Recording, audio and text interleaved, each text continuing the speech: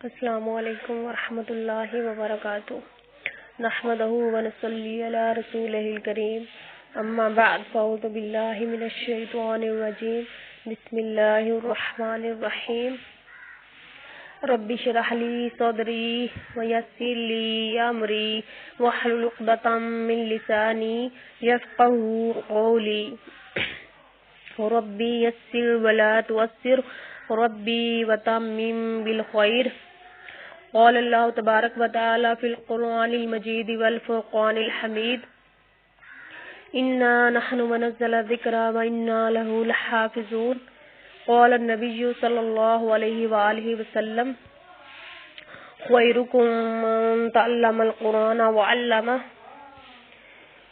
اللہ تبارک و تعالیٰ سے دعا کرتے ہیں کہ اللہ ہمارے اس کام میں ہمارے لیے آسانیاں پیدا فرمائے اور ہمارا یہ پڑھنا اپنی پاک اور عظیم الشان بارگاہ میں قبول و منظور فرمائے۔ الحمدللہ، اس موقع پر اللہ تبارک و تعالیٰ کا جتنا شکر ادا کریں کم ہے، کیونکہ وہ اللہ ہی ہے جس نے ہمیں یہاں تک پہنچایا، ورنہ ہم میں سے کسی میں اتنی سکت نہیں تھی کہ ہم یہاں تک پہنچ پاتے۔ یہ اس مالک کا احسان عظیم ہے کہ اس نے ہمیں اپنے پاک کلام کے علم کے لیے چنا، الحمدللہ۔ تو تلاوت کے آغاز میں تعوذ اور سورہ کے آغاز میں تسمیہ ضرور پڑھیے، سوائے سورہ توبہ کے۔ جب بھی قرآن مجید کی تلاوت کریں تو درمیان میں کوئی دنیاوی بات مت کریں۔ اگر کوئی بات کرنی پڑ جائے تو قرآن مجید کو بند کر کے بات کیجیے اور بات ختم کر کے دوبارہ تعوذ پڑھ کے سٹارٹ کیجیے۔ تلاوت قرآن پاک میں حرکات کو مت کھینچیے اور مدات کو پورا ٹائم دیجیے۔ اگر قرآن مجید کو صحیح نہ پڑھا جائے تو اس کے معنی تبدیل ہو جاتے ہیں، یعنی ترجمے میں تبدیلی ہو جاتی ہے، جو کہ کرنا حرام ہے، استغفر اللہ۔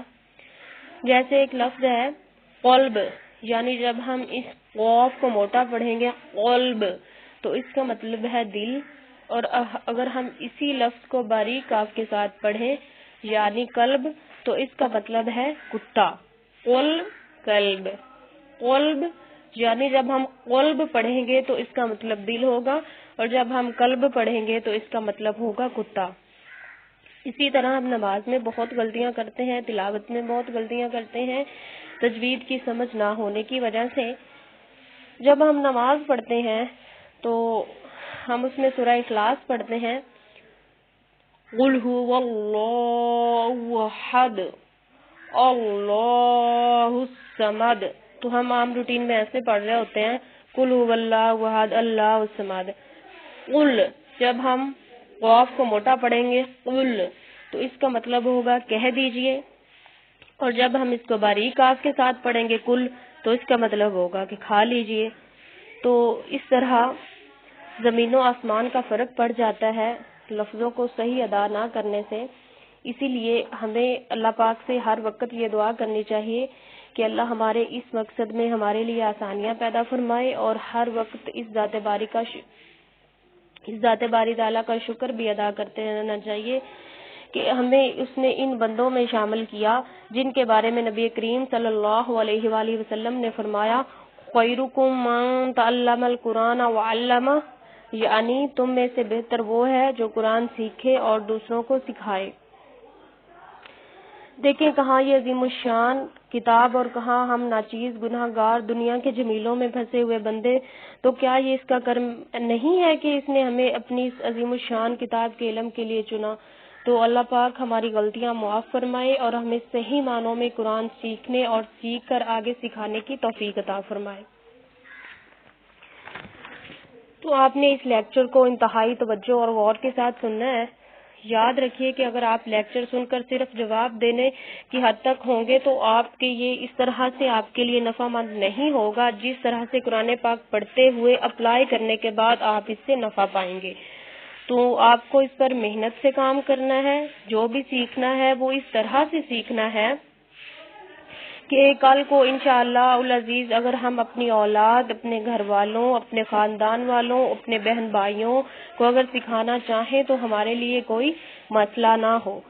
میں یہ بھی امید کرتی ہوں کہ آپ جو لیکچر سنیں گی آپ سب ان کو کاپی پر نوٹ کریں گی، ان کے نوٹس تیار کریں گی۔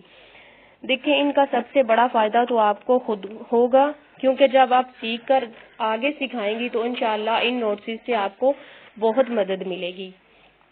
دیکھیں میں آپ کو اپنی کلاس اور اپنی مثال دیتی ہوں کہ جن قواعد اور مخارج و صفات وغیرہ کی ہمیں سمجھ نہیں تھی پہلے، تجوید سیکھنے سے پہلے ہم ان کو نہیں جانتے تھے، تو جب ہم نے غور کیا، اللہ تبارک و تعالیٰ کا احسان عظیم ہوا تو ہمارے ذہنوں میں وہ چیزیں پختہ ہو گئی۔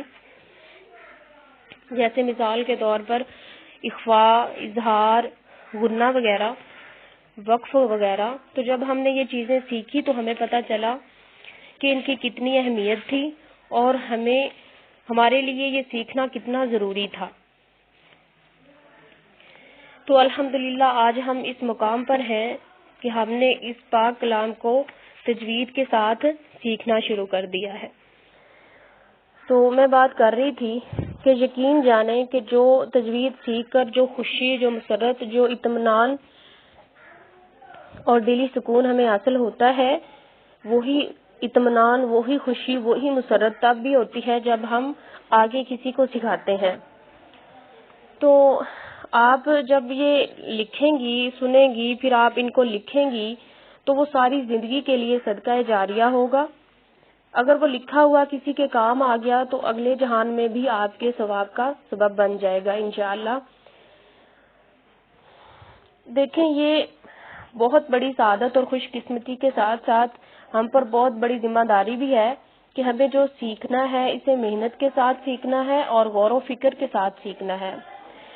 اور یہاں پہ ایک عہد بھی چاہوں گی کہ بشرط زندگی اسے سیکھ کر ضرور بضرور ہمیں آگے بھی سکھانا ہے، کسی بھی ایک محرم رشتے کو ضرور سکھانا ہے، ایک کو تو ضرور سکھانا ہی ہے۔ اپنے دل سے آج یہ تہیہ کیجئے کہ محنت سے خود بھی سیکھیں گی اور بشرط زندگی انشاءاللہ آگے بھی کسی نہ کسی ایک انسان کو ضرور سکھائیں گی۔ آگے جتنے زیادہ سیکھیں اور جتنے زیادہ لوگوں کو سکھائیں وہ ویل اینڈ گڈ ہے، لا حول ولا قوت۔ اسی لیے زندگی کے جھمیلوں سے کچھ وقت نکال کر تجوید سیکھیں اور پھر نمبر وائز اپنے نوٹس تیار کریں۔ اللہ تبارک و تعالیٰ کی مدد سے آگے بڑھتے ہیں۔ آج ہم نے سٹارٹ کرنے حروف مفردات۔ آج ہم نے حروف مفردات کو پڑھنا ہے کہ یہ کتنے ہیں اور ان کو صحیح ادا کیسے کیا جاتا ہے۔ تو سب سے پہلے حروف مفردات کتنے ہیں اور کون کون سے ہیں؟ تو حروف مفردات 29 ہیں۔ الف، با، تا، ثا، جیم، ہا، خو، دال، ذال، رو، زا، سین، شین، صاد، ضاد، طا، ظا، عین، غین، فا، قاف، کیف، لام، میم، نون، واو، ہا، حمزہ، یا۔ یہ حروف مفردات ہیں۔ اب ہم نے سب سے پہلے ان کو سیکھنا ہے کہ ان کو صحیح ادا کیسے کیا جاتا ہے۔ تو سٹارٹ کرتے ہیں۔ سب سے پہلے ہے الف۔ الف، الف کی ادائیگی میں الف کو بغیر کھینچے لام کو فا کے ساتھ فوراً ملانا ہے۔ الف، الف، الف۔ با، با کی ادائیگی میں ہونٹوں کے گیلے حصے کو سختی سے ملا کر باریک آواز میں پڑھیں۔ با، با، با۔ آگے ہے تا۔ تا کی ادائیگی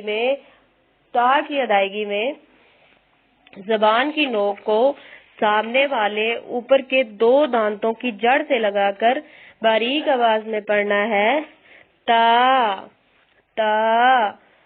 آگے ہے سا۔ تو سا کی ادائیگی میں زبان کی نوک کو سامنے والے اوپر کے 2 دانتوں کے اندرونی کناروں سے نرمی سے لگا کر باریک آواز میں پڑھنا ہے۔ سا، سا، سا۔ یعنی الف، با، تا، سا۔